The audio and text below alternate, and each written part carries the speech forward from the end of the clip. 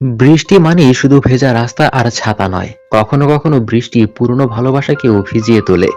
2004 সালে মুক্তি পাওয়া হিন্দি মুভি রেইনকোট ঠিক এমনই এক দিনের গল্প বলে। বহু বছর পর এক অচেনা শহরে টানা বৃষ্টির মাঝে হঠাৎ দেখা হয়ে যায় দুই মানুষের, যারা এক সময় একে অপরের জীবনের সবচেয়ে কাছের মানুষ ছিল। সময় বদলেছে, বাস্তবতা বদলেছে, বদলেছে স্বপ্নগুলো।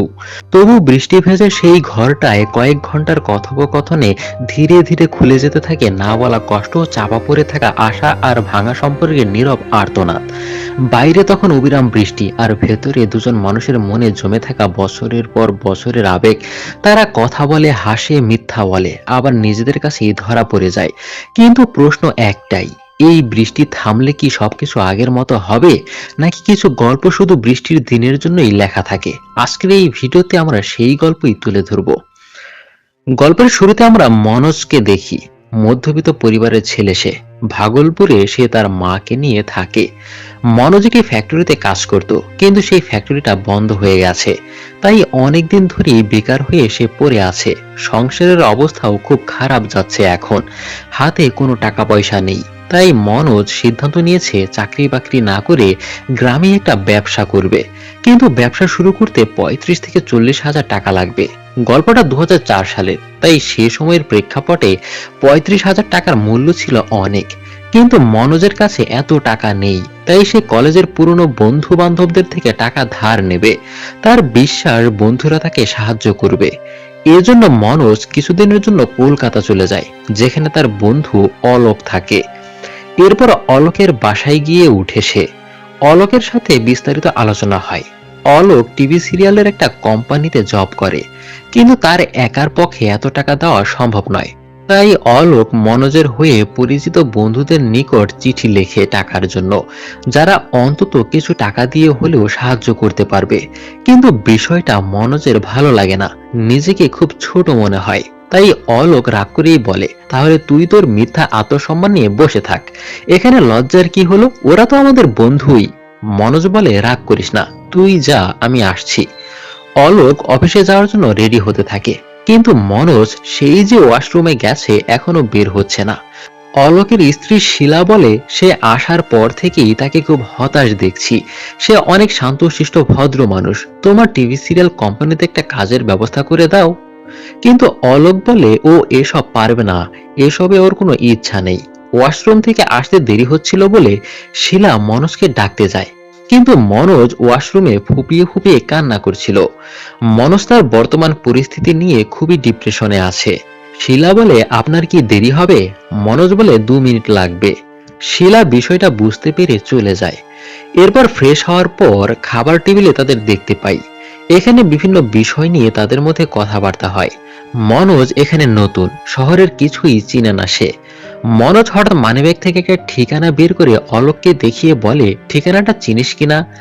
অলোক ঠিকানাটা চিনে, কিন্তু এই ঠিকানা দিয়ে মনোজ কি করবে সেটা জানার পর অলোক খুবই রাগারাগি করে। কারণ এই ঠিকানাটা হচ্ছে মনোজের প্রাক্তন প্রেমিক নীরুর শ্বশুর বাড়ি। আর ঠিক এই কারণেই অলোক রাগারাগি করছিল, যেই মেয়ে তোকে লাথি মেরে অন্য কাউকে বিয়ে করে নিয়েছে, সেখানে যাওয়ার কোনো প্রশ্নই আসে না। ওই মেয়ের জন্য আমরা কত কি করেছি, কত কষ্ট করেছি। মনোজের প্রাক্তন প্রেমিক নীরুর উপর সবারই এক ধরনের ক্ষোভ ছিল। নীরু তাদেরই বন্ধু ছিল এবং একই গ্রামে মানে ভাগলপুরেই থাকতো। শিলা অলোককে বলে, ঠিকানাটা দিয়ে দাও, কি এমন হবে, তারা তো ছোটবেলা থেকেই পরিচিত, তাই না? তবে অলোক মনোজকে শর্ত দিয়ে দেয়, দেখা যদি করিসই তাহলে নীরুর কাছ থেকে কমসে কম 15,000 টাকা নিয়ে আসবি। সে তো বড়লোক ঘরের ছেলে দেখে বিয়ে করে নিয়েছে, তুই বেকার ছিলিস তখন। আজকে তোর এই বিপদের দিনে তোর শৈশবের প্রেম কাজে আসবে না, তা কি করে হয়? মনোজ বলে, আমি তার কাছে হাত পাতবো, এটা কি ভালো দেখায়? একটাবার গিয়ে শুধু দেখা করে চলে আসবো। এরপর অলোক ঠিকানা বলে দেয়, সেই সাথে কিছু বন্ধুর ঠিকানা দিয়ে দেয় যাদের কাছে গেলে টাকা পাবে। আর স্ত্রীকে বলে ওর কাছে একটা ফোন দিতে, যাতে বাইরে গেলে বিপদে আপদে যোগাযোগ করতে পারে। কিন্তু মনোজ ফোন কিভাবে ব্যবহার করে জানতো না, কারণ ওই সময় হাতে গোনা খুব কম সংখ্যক মানুষই ফোন ব্যবহার করত। অলোক শিলাকে বুঝিয়ে দিতে বলে অফিসে চলে যায়। তখন শিলা মনোজকে ফোন ব্যবহার করা শিখিয়ে দেয়। আর ওই সময় বাইরে প্রচন্ড বৃষ্টি হচ্ছিল। তাই বাইরে যাওয়ার জন্য বৃষ্টির হাত থেকে বাঁচতে শিলা একটা রেইনকোটের ব্যবস্থা করে দেয় তার জন্য। শিলা বলে, এতদিন পর দেখা করতে যাচ্ছেন, খালি হাতে যাবেন, কিছু নেবেন না? মনোজ বলে, এই বৃষ্টির মধ্যে কোথায় কি পাবো, তাছাড়া তার কাছে টাকাও নেই। শিলা তার বিয়েতে উপহার পাওয়া অনেকগুলো শাড়ি থেকে একটা শাড়ি তাকে দিতে চায়, কিন্তু মনোজ সেটা নিতে চায় না। যাই হোক, এরপর রেইনকোটটা পরে মনোজ তার উদ্দেশ্যে বাইরে বেরিয়ে যায়। তবে নীলুর সাথে দেখা করার আগে ওই সব বন্ধুদের ঠিকানায় যায় এবং তাদের সাথে দেখা করে। দেখা করার পর বন্ধুদের কাছ থেকে প্রায় 12,000 টাকা সংগ্রহ করতে পারে সে। এরপর এই ঝুম বৃষ্টিতে ভিজতে ভিজতে মনোজ নীলুর ঠিকানায় চলে যায়। তার বাসার দরজায় বেশ কয়েকবার কলিং বেল চাপার পর নীলু ভেতর থেকে বলে, কে? আমি মনোজ, মনোজ ভাগলপুর থেকে। আমার কণ্ঠস্বর চিনতে পারছো না নীলু? তখন নীলু বলে, আমি আসছি, ভিজো না। এরপর নীলু দরজা খুলে দেয়। বহুদিন পর একে অপরকে দেখে কিছুক্ষণ নীরব থাকে। প্রায় 6 বছর পর তাদের দেখা হলো। এরপর মনোজকে ভেতরে আসতে বলে। মনোজ বলে, দরজা খুলতে সময় লাগলো যে? নীরু জানায়, ঘুমেছিলাম, শুনতে পাইনি। আর এই সময় বাড়ির চাকর বাকররাও বাড়িতে থাকে না। অর্থাৎ এখানে বুঝতে পারি নীরুর বড়লোক ঘরে বিয়ে হয়েছে। বাড়িতে অনেক দামি দামি ফার্নিচারও দেখতে পাই, যেগুলো সাধারণ কোনো বাড়িতে থাকে না। মনোজ ঘরের লাইট জ্বালিয়ে দিতে বলে। অন্ধকার অন্ধকার লাগছে, কিন্তু বৃষ্টির জন্য লোডশেডিং হয়েছে, তাই মোমবাতি জ্বালানোর জন্য ভেতরে যায়। ঠিক তখন তাদের পুরনো প্রেমের অতীতের একটা দৃশ্যপট দেখানো হয়। মনোজ ও নীরু মিলে থিয়েটারে মুভি দেখতে যাবে, তাও আবার অ্যাডাল্ট ফিল্ম। এর জন্য নীরু ড্রেস চেঞ্জ করছিল। তখন নীরু মনোজকে ভেতরে ডাকে আর তার জামার বুকের বোতামটা লাগিয়ে দিতে বলে। কিন্তু মনোজ বুকের বোতাম লাগাতে গিয়ে সে নার্ভাস হয়ে যায়। সে বলে, আমি পারবো না। যাই হোক, দৃশ্যপট বর্তমানে চলে আসে। নীরু ঘরের বিছানা ঠিক করছিল, নতুন শাড়ি পরেছে, সেজেছে। তাই মনোজ জিজ্ঞাসা করে, বাড়িতে কেউ আসবে কিনা? কিন্তু নীরু জানায়, না, আসবে না, শাড়িগুলো ঘরে পরে থেকে নষ্ট হয়ে যাবে, তাই পরিধান করলাম। মনোজ জানতে চায়, তুমি একা থাকো, বাড়িতে চাকর বাকর ছাড়া আর কেউ থাকে না? নীরু বলে, আর কে থাকবে? মনোজ বলে, তোমার স্বামী এখানে থাকেন না? নীরু জানায়, ব্যবসার কাজে সে বাইরে বাইরে থাকে, জাপান আছে, আজকেই ফেরার কথা ছিল, কিন্তু তার আবার জার্মান যেতে হবে, কিসের যেন মিটিং আছে। মানুষটাকে সব সময় বিদেশে বিদেশেই ঘুরতে হয়।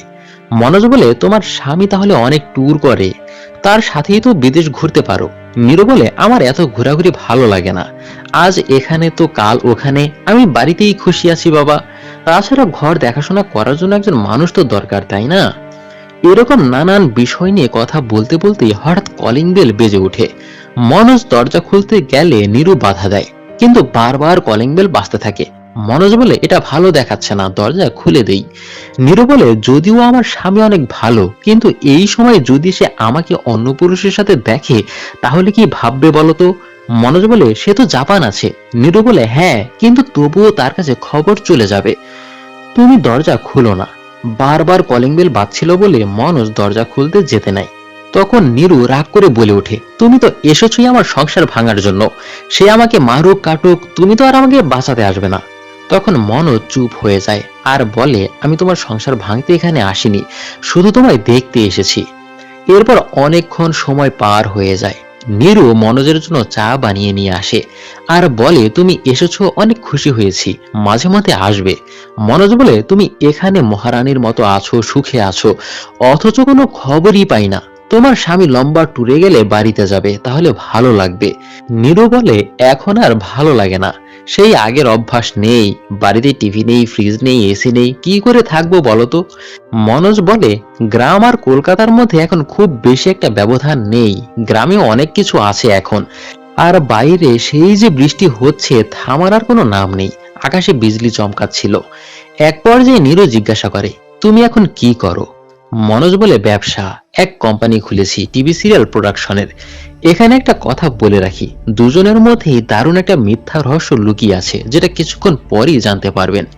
নীরু বলে, ও, তাহলে তুমি সেখানে চাকরি করো? মনোজ বলে, না, সেটার মালিক আমি। নীরু বলে, তাহলে তো অনেক উন্নতি করেছো, পরিশ্রম করেছো। আচ্ছা, চাচি কেমন আছে? এখনো কি সেই আগের রুমেই থাকো? মনোজ বলে, হ্যাঁ, কিন্তু এখন একদমই চিনতে পারবে না, সবকিছু বদলে গেছে। বাড়িতে 6 তলা বিল্ডিং হয়েছে, আমরা সেকেন্ড ফ্লোরে থাকি। মায়ের রুম মার্বেল দ্বারা সজ্জিত, অ্যাটাচড বাথরুম, এসি, সবকিছু আছে। কিন্তু বাস্তবিক চিত্র হচ্ছে এই এমন, এখনো সেই পুরনো বাড়ি রয়ে গেছে। মা এখনো কষ্ট করে, শুধুমাত্র ভালোবাসার মানুষের কাছে নিজের কষ্টের কথাগুলো আড়াল করছে সে। নীরু বলে, বিয়ে করেছো? মনোজ বলে, না, মা মেয়ে দেখে রেখেছে, ঠিকঠাকই সবকিছু। নীরু বলে, তুমি মেয়ে দেখেছো? মনোজ বলে, আমি দেখে কি করব, মা দেখেছে। নীরু বলে, না দেখেই বিয়ে করবে? মনোজ বলে, তুমিও তো বিয়ের আগে তোমার স্বামীকে দেখোনি, তুমি তো তাই বলেছিলে। তখন আবার সেই পুরনো প্রেমের দৃশ্যপট চলে যায়। মনোজের হঠাৎ জ্বর উঠেছে, তাই নীরু তাকে দেখতে আসে। নীরু চাচিকে বলে, আপনি যান, আমি সে পর্যন্ত এখানে বসছি। নীরু তার সেবা করতে থাকে। মনোজ হঠাৎ তাকে কাছে টেনে নেয়। তখন নীরু বলে, আমার বিয়ে ঠিক হয়েছে, মার্চে বিয়ে হবে। তখন মনোজের হৃদয়টা যেন ভেঙে যায়। কখন কিভাবে কি হলো সে কিছুই জানে না।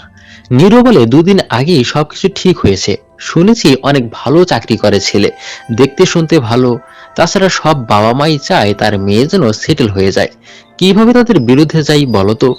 হয়তো 2-4 দিন কষ্ট হবে, কিন্তু পরে সব ঠিক হয়ে যাবে। কাঁদতে কাঁদতে বলে, এই দেখো, দিওয়ালিতে সে গিফট দিয়েছে, তুমি পারবে দিতে? মনোজ তখন বেকার ছিল। সে বলে, আমাকে কিছুদিন সময় দাও, আমিও তোমায় হীরের আংটি কিনে দেব। মনোজ তার জন্য পাগলামি করতে থাকে, কিন্তু নীরুর এই অবস্থায় কিছু করার নেই। গল্প বর্তমানে চলে আসে।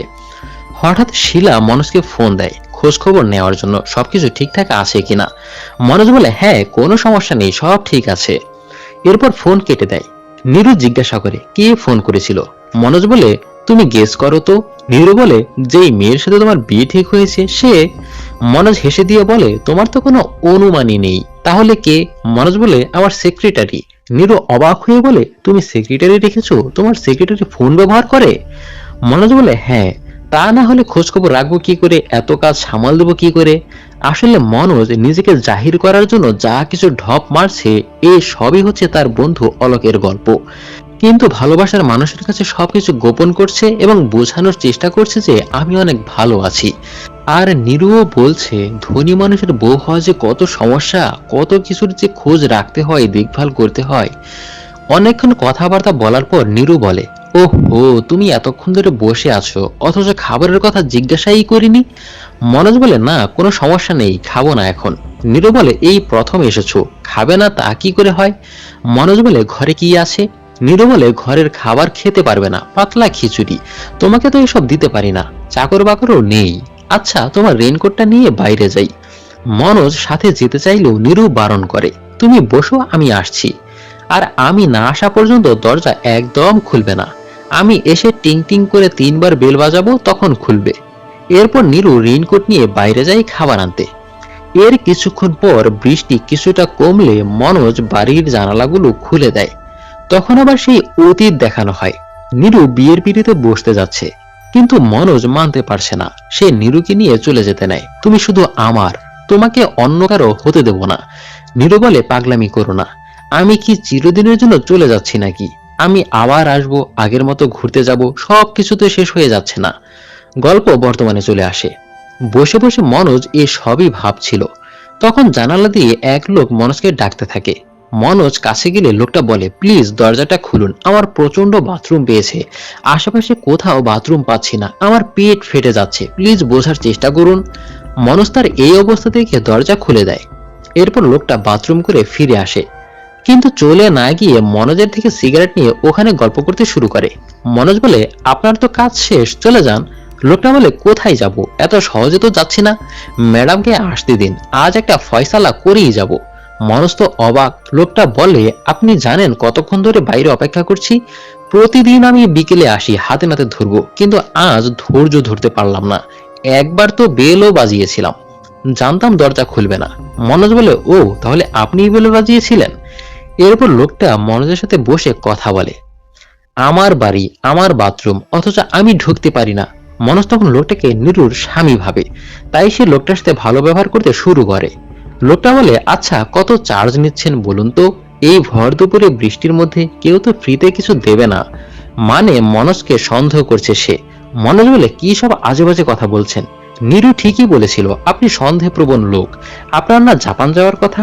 তখন লোকটার কাছে বিষয়টা গোলমাল লাগে। সে বলে, আপনি কি ভাবছেন আমি ওর স্বামী? মনোজ বলে, হ্যাঁ। লোকটা তখন না হেসে থাকতে পারে না। লোকটা পুরো বিষয় ক্লিয়ার করে, আমি ওর স্বামী না, আসলে আমি হচ্ছি এই বাড়ির মালিক। লোকটা তখন সন্দেহ করে নীরু হয়তো মনোজকে সাবলেট ভাড়া দিয়েছে, কিন্তু মনোজ বলে সাবলেট কেন দিতে যাবে, তাদের তো টাকা পয়সার অভাব নেই, তারা তো অনেক ধনী, তার স্বামী ভালো চাকরি করে বিদেশে বিদেশে থাকে সব সময়। এসব কিছু শুনে বাড়ির মালিক হেসে দেয়। নীরুর সাথে তার কিসের সম্পর্ক জিজ্ঞাসা করলে মনোজ জানায় পূর্ব পরিচিত, তাছাড়া প্রেম ঘটিত একটা বিষয় ছিল সেটাও জানায়। লোকটা তখন বলে কোনো নারী কখনোই তার সমস্যার কথা অন্য কোনো পুরুষকে বলবে না, বিশেষ করে যে ওকে ধোঁকা দিয়েছে তার কাছে নিজেকে কখনোই ছোট করবে না। মনোজ বলে ধোঁকা আমি দিইনি, আমি বেকার ছিলাম, অবস্থা ভালো ছিল না, তখন ওর পরিবার ওকে বিয়ে দিয়ে দেয়।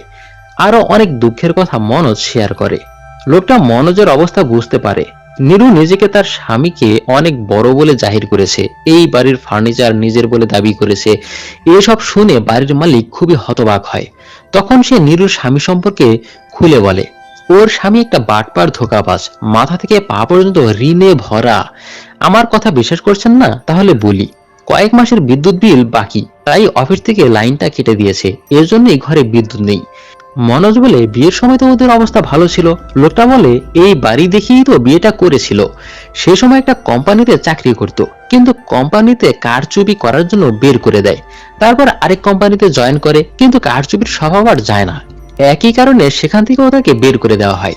এরপর বেকার থাকতে থাকতে নেশাখোর হয়ে গেছে, পাওনাদাররা টাকা পায় বলে ঘরেই আসে না, গভীর রাতে চুপিসারে বাড়িতে ফেরে। আর নীরু সারাদিন তো দরজা জানলা বন্ধ করে রাখে পাওনাদারদের ভয়ে। আমার 10 মাসের বাড়ি ভাড়া জমতে জমতে অনেক টাকা জমে গেছে, দুদিনের মধ্যে ওদেরকে এখান থেকে উচ্ছেদ করে দেব, কেউ আটকাতে পারবে না। মনোজ তখন বলে আমি যদি ভাড়া পরিশোধ করে দেই। লোকটা ভীষণ অবাক হয়। মনোজ টাকা বের করে 3 মাসের ভাড়া পরিশোধ করে। ওদেরকে প্লিজ হয়রানি করবেন না, বের করে দিবেন না। বাড়ির মালিক রাজি হয়, কিন্তু সে বলে আর বাকি টাকাগুলো। মনোজ তখন বলে ওদের অবস্থার পরিবর্তন না হলে আমাকে জানাবেন, আমার ঠিকানা ও নাম লিখে রাখুন। ভাড়ার রিসিপ্টটা দিয়ে লোকটা চলে যায়।